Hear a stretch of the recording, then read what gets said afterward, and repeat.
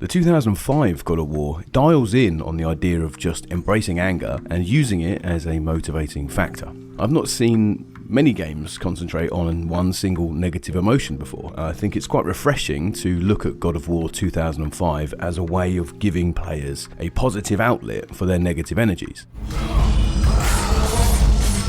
Before they made God of War, Santa Monica Studio had only previously developed one game. It was a racing game called Kinetica, and they had also collaborated and co-developed a couple of other games, including the downhill BMX classic Downhill Domination. Twisted Metal director David Jaffe had just come off of Twisted Metal Black, and he joined Santa Monica Studio to begin spitballing ideas for a new game. Jaffe was keen only to make a game out of passion, and Sony, surprisingly enough, were happy to afford him complete creative control, and they gave him the budget to create a game on his own terms. Now, with that amount of studio pedigree, it would come as a surprise to Sony that Santa Monica weren't going to make a racing game, but in fact they were pitching to make an action game.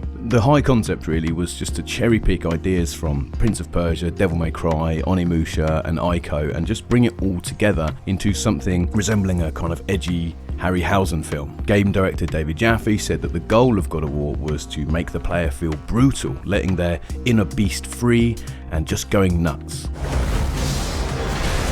I don't know for sure, I guess this is kind of conjecture, but I think at this point the designers really started to dial in on the idea of making anger the core concept of the game. Now, anger is a powerful motivator for computer games. I mean, I know it is for me. When I get to a hard bit in a game, I grip the controller a little bit tighter, I utter a few swear words, I push myself. In a way, it does also take away because I get myself a little bit blinkered. I don't necessarily remember the pretty graphics. It is a negative emotion, sure, but you can view it in a positive way because, at the same time, I'm not distracted. I am fully focused on the game experience. And by taking violence and anger and building it into the core concept of this game rather than just a byproduct of the action, God of War 2005, I think, made a bigger impact on the wider gaming culture than 2018's God of War could really ever hope to.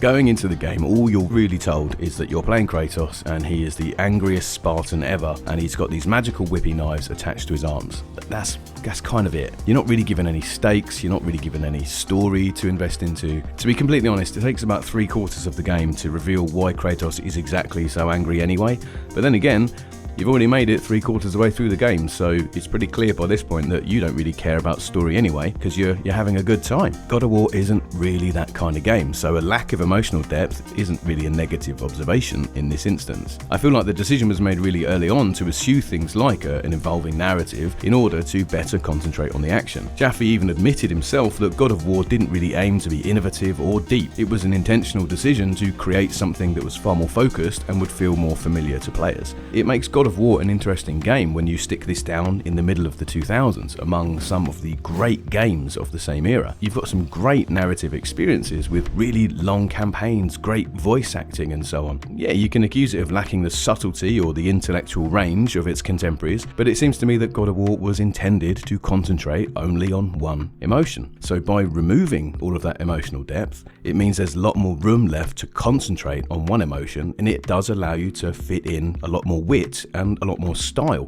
The writing is really fun. There's definitely a sort of knowing nod from the writers. Kratos being the edgiest of the edgy 2000 characters, it does make God of War a product of his time, but it also allows the writers to explore angst and frustration as their main focus.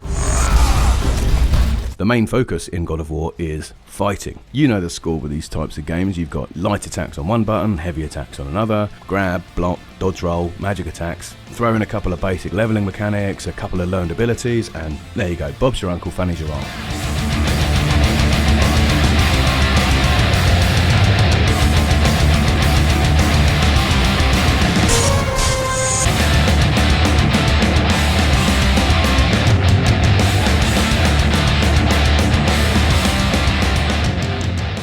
although the combat might be a bit basic, it is rapid, it's robust, and it's on message. Now, anger is a great motivator, but in order for it to be constructive, Santa Monica had to build systems which focused it and built it into the combat system. You can just smash square the whole time, but if you want to get through the game easily, then you're going to have to learn the tools available to you. God of War's parry system is much more subtle than the one-shot win button that you see in games today. Enemy attacks are telegraphed much less, and you have a very small time window to hit the block button. A successful parry will give you about half a second of slow motion, and then it's really up to you what you do with that time. It's a nice, flexible system, and it keeps the experience lean, never really slowing down the pace of the combat. Santa Monica committed to the theme that they had, and they never tried to dilute the gameplay by shoveling it off into a different direction. Even solving the puzzles in this game, there's an element of destruction. Violence and anger seems to push the game forward at every turn. I just love the way that that loop is always coming back around, like to keep the player moving forwards.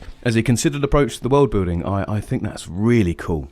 This is echoed again in the game's currency, red orbs. Defeated enemies drop 3 colours of orb, red, green and blue. Blue refills your magic, green refills your life, and red is the game's currency. This is what you spend on upgrading your weapons, buying new attacks and so on. It's basically what Devil May Cry had done a couple of years before. Outside of combat though, Kratos can also gain red orbs by smashing stuff, so statues, crates, pots, whatever there is in the world that can be broken is usually full of red orbs. Now I know that Devil May Cry actually did this first, and that's fine, but I think it makes a lot more sense here in God of War. Kratos' progression is always active. The game is always pushing you to be destructive and to be this destructive influence. And I feel like God of War's designers really doubled down on that loop of aggression here. Everything comes back to that loop. Now, over 10 years on, I do have to admit that the combat in God of War does feel a bit primitive. You know, once you're charging up a heavy combo, you're stuck in that animation, so if it whiffs, then you are madly open for punishment. And without a way to lock on, this does just happen all the time. But what you do have is something which is very robust and is still very fun to play. The game never really punishes you, it's never unfair. I never feel like the game is cheating. A lot of games have taken this formula and built up on it and polished off those rough edges. So I don't think that it's negative to say that although it's fun,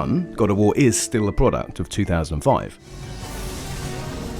When God of War launched in 2005, neither Santa Monica or Sony were really expecting the game to be that much of a success. God of War launched in the summer of 2005, and before long it was in the top 10 best-selling games of the year. Less than a year later, the game shipped 1 million units and achieved platinum status. Sony reported that the game sold near enough to 5 million copies worldwide, putting it in the top selling 50 games of the whole decade. God of War was selling PS2s when the PS3 was just over the horizon. The director of product development, Shannon Studstill, said, "I don't think we even realised how big and how much of a piece of the map God of War was going to carve out for the studio."